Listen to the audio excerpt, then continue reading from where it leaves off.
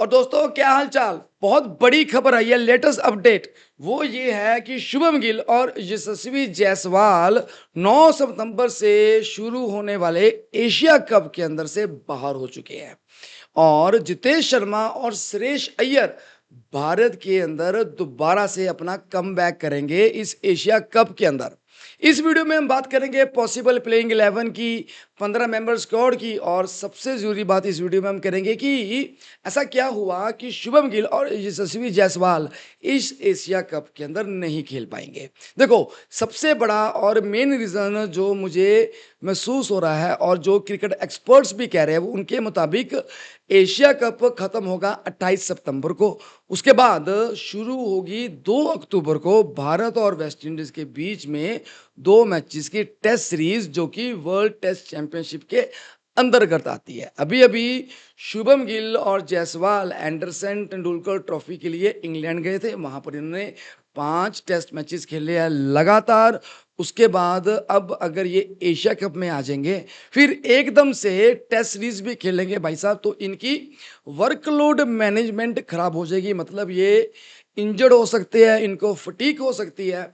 और इसलिए दिग्गजों का ये कहना है कि इन दोनों को सिलेक्ट नहीं किया जाना चाहिए। और रिपोर्ट्स के मुताबिक अजीत अगरकर भी इस हक में है कि शुभम गिल और जायसवाल एशिया कप में ना खेले। हालांकि अभी जो मीटिंग होनी है बीसीसीआई की कल, यानी कि 19 तारीख को वहां पर डिसाइड किया जाएगा कि इंडिया की 15 मेंबर की स्क्वाड क्या है। लेकिन अब मैं आपको कुछ ऐसे रीजन बताऊंगा जिससे कि हम ये कह सकते हैं कि गिल और जायसवाल की जगह इस एशिया कप में शायद नहीं बनेगी। देखिएगा, पिछले 1.5 सालों से इंडिया की तरफ से जो 2020 के मैचेस है, वो ओपनिंग कर रहे हैं अभिषेक शर्मा और संजू सैमसन। संजू सैमसन और अभिषेक शर्मा की जोड़ी बहुत जबरदस्त चल रही है। अभिषेक शर्मा इस वक्त आईसीसी की लेटेस्ट रैंकिंग के मुताबिक 2020 का नंबर 1 बैट्समैन है। और नंबर 2 पे है तिलक वर्मा, नंबर 5 पे है सूर्य कुमार यादव। ये पहले आईसीसी की रैंकिंग्स हम देख लेते हैं। देखिएगा, Abhishek Sharma number 1 rank 829 points, Tilak Varma 804 point, number 2 तीसरे पे ट्रेविस हेड, फिल शॉट, और 5वें नंबर पे सूर्य कुमार यादव 788 पॉइंट्स। और अभिषेक शर्मा का जो साथ दे रहे हैं वो संजू सैमसंग दे रहे हैं। और स्पेशली जब से गौतम गंभीर जुलाई 2024 से भारत के हेड कोच बने हैं, तब से गौतम गंभीर ने संजू सैमसंग के ऊपर बहुत विश्वास दिखाया, बहुत ही ज्यादा उस पर कॉन्फिडेंस है। गौतम गंभीर को अगर हम इन दोनों की स्टैट्स की बात करते हैं, अभिषेक शर्मा और संजू सैमसंग की, तो ये रहे। पहले बात करते हैं अभिषेक शर्मा की। तो अभिषेक शर्मा ने 17 मैचेस के अंदर, जिसमें 16 इनिंग्स है, 535 रन बनाए हैं। एवरेज इनकी 33 की है। स्ट्राइक रेट देखिए कितनी जबरदस्त, 194 की, 2 सेंचुरीज, 2 हाफ सेंचुरी, हाईएस्ट इनके 135 है। और सबसे कमाल बात यह है कि जब जब भारत जीतता है विनिंग कॉस्ट के अंदर, तब तब अभिषेक शर्मा की जो स्ट्राइक रेट है वो 200 से ऊपर रहती है। और इनकी जो रन स्कोरिंग है 13 इनिंग्स के अंदर, जिनमें भारत जीता था, वो था 507 रन। तो अब आप बताइए, क्या आप अभिषेक शर्मा को बाहर कर सकते हैं? मतलब नहीं, इसकी सेंचुरी की तरफ एक गेड़ा मार लो, मतलब नजर मार लो। जिम्बाब्वे के खिलाफ 47 गेंदों पे 100 रन। उसके बाद इंग्लैंड के खिलाफ फरवरी 2025 में, इसी साल, 54 गेंदों पे 135 रन। तो भाई साहब ये तो हो गया पक्का। अब इसका साथी संजू सैमसन, भाई साहब इसके स्टैट्स भी बहुत जबरदस्त है। ये देखिएगा, इसने जनवरी 2024 से लेके इस 2025 अगस्त तक 21 मैच खेले हैं, 19 इनिंग्स। स्कोर इन्होंने मारे हैं 487, एवरेज इनकी 32 की, स्ट्राइक रेट 175 का, एक हाफ सेंचुरी और 3 सेंचुरीज है। और इन 3 सेंचुरीज में इनका एक वर्ल्ड रिकॉर्ड बना था कि ये ऐसे पहले भारतीय बने थे जिसने लगातार 2 मैचेस में सेंचुरी मारी थी, बैक टू बैक सेंचुरीज। ये देखिएगा, इन्होंने और एक और रिकॉर्ड इनके पास है कि एक ही कैलेंडर ईयर के अंदर, जो कि 2024 का था, इन्होंने 3 सेंचुरीज मारी है 2020 के अंदर। जो कि आज तक कोई भी बैट्समैन नहीं मार पाया। यहाँ देखिएगा, इन्होंने नवंबर 2004 के अंदर बांग्लादेश के खिलाफ 55 गेंदों पे 111 मारे थे। फिर साउथ अफ्रीका की सीरीज के अंदर नवंबर 2004 के अंदर ही 56 गेंदों पे 109, फिर 50 गेंदों पे 107 रन मारे थे। तो संजू सैमसन और अभिषेक शर्मा तो हो गए पक्के, इनकी जोड़ी को बिल्कुल भी नहीं हटाना चाहिए। अब ओपनिंग कौन करता है? यशस्वी जायसवाल। तो यशस्वी जायसवाल के बारे ये कहा जा रहा है कि प्लेइंग 11 में तो ये बिल्कुल भी नहीं होंगे। अगर बाई चांस इनको सिलेक्ट किया भी जाएगा तो वो एक इमरजेंसी ओपनर के लिए सिलेक्ट किया जाएगा। वो तब खेलेगा अगर इन दोनों में से एक आधा कोई इंजर्ड हो जाता है, अदरवाइज जायसवाल गया।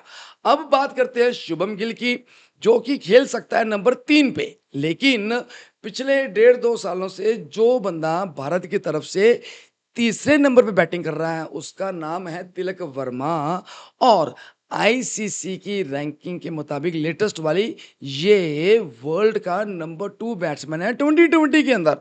तो भाई साहब आप इसको कैसे बाहर कर सकते हो? बहुत ही ज्यादा बेइंसाफी होगी अगर हम शुभम गिल को जस्ट सिलेक्ट करने के चक्कर में तिलक वर्मा जैसे बंदे को बाहर करें, जिसका कोई कसूर नहीं, जो कि बहुत ही बढ़िया परफॉर्मेंस दे रहा है पिछले 1.5 सालों से लगातार लगातार। इसके स्टैट्स देख लीजिएगा।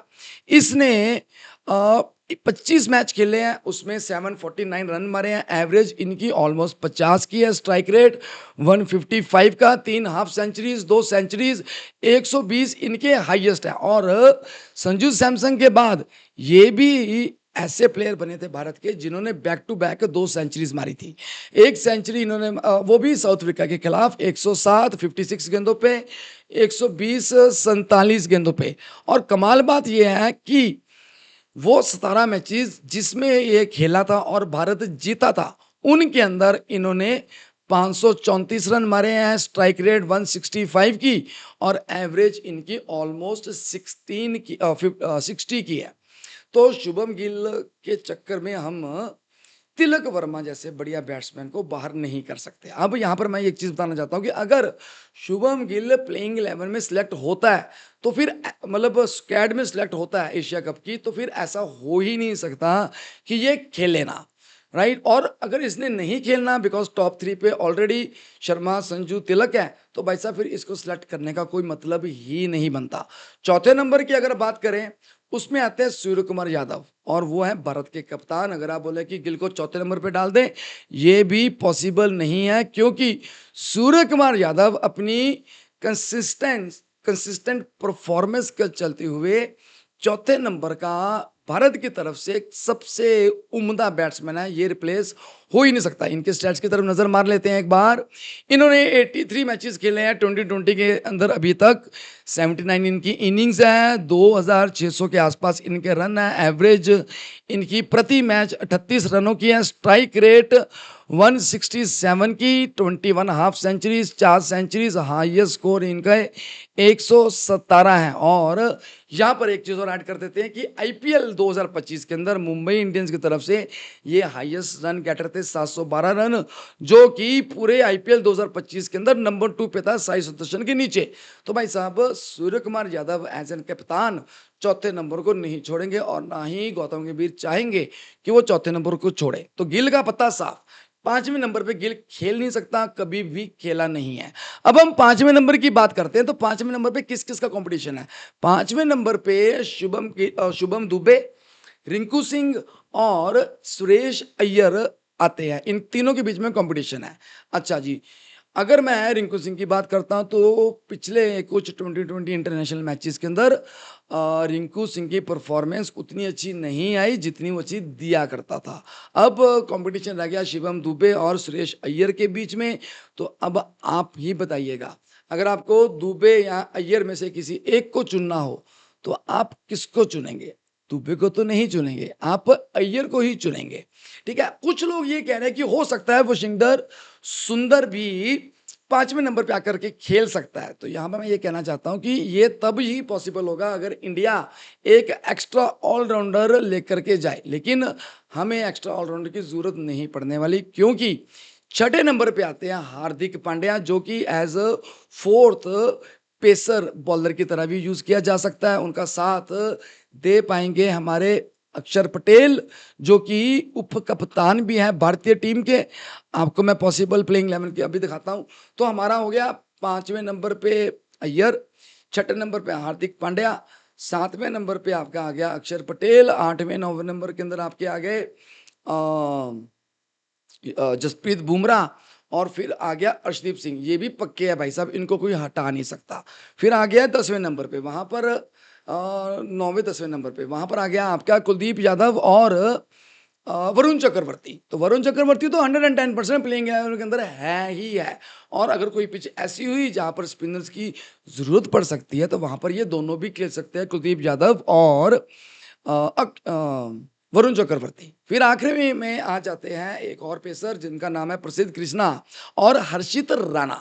अब इन दोनों के बीच में भी कंपटीशन रह सकता है प्लेइंग 11 के अंदर या फिर 15 के अंदर भी। प्रसिद्ध कृष्णा जो कि इस 2025 के आईपीएल के अंदर पर्पल कैप होल्डर थे, सबसे ज्यादा विकेट ली थी 25। तो उनका कंपटीशन पड़ सकता है हर्षित राणा के साथ। लेकिन यहाँ पर मैं ये कहना चाहता हूँ कि प्रसिद्ध कृष्णा का इंटरनेशनल 2020 के अंदर जो इकोनॉमी है, 5 मैचों में 8 विकेटें और इकोनॉमी उनकी 11 रन प्रति ओवर है। तो इसलिए मुझे नहीं पता कि कृष्णा को जगह मिलेगी या हर्षित राणा को, लेकिन ये तो कल मालूम चलेगा। प्लेइंग 11 की तरफ एक नजर मारते हैं जो कि मैंने बनाई है।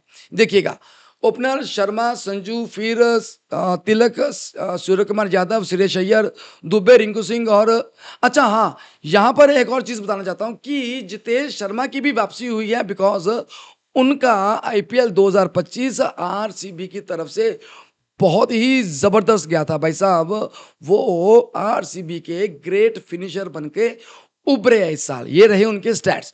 उन्होंने 14 मैच खेले हैं इस आईपीएल 2025 में, 391 रन्स, एवरेज उनकी 32 की, स्ट्राइक रेट ऑलमोस्ट 107 की, एलएसजी के खिलाफ उन्होंने 85 नॉट आउट मारे थे। तो भाई साहब ये जितेश शर्मा जो है ये खेल सकते हैं भारत की तरफ से as an second wicket keeper, option है।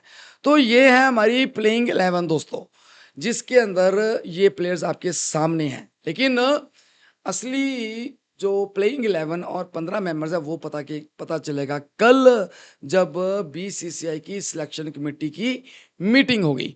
तो गाइज अगली वीडियो के अंदर आपके साथ मैं बहुत जल्दी हाजिर होऊंगा। अगर आपको ये मेरी वीडियो पसंद आई है तो प्लीज इसको लाइक कीजिए, शेयर कीजिए, सब्सक्राइब कीजिए, बेल आइकन को दबाना ना भूलिएगा। तब तक के लिए गाइज नमस्कार, सत श्री अकाल, शब्बा खैर, नमस्ते, I love you guys, bye bye.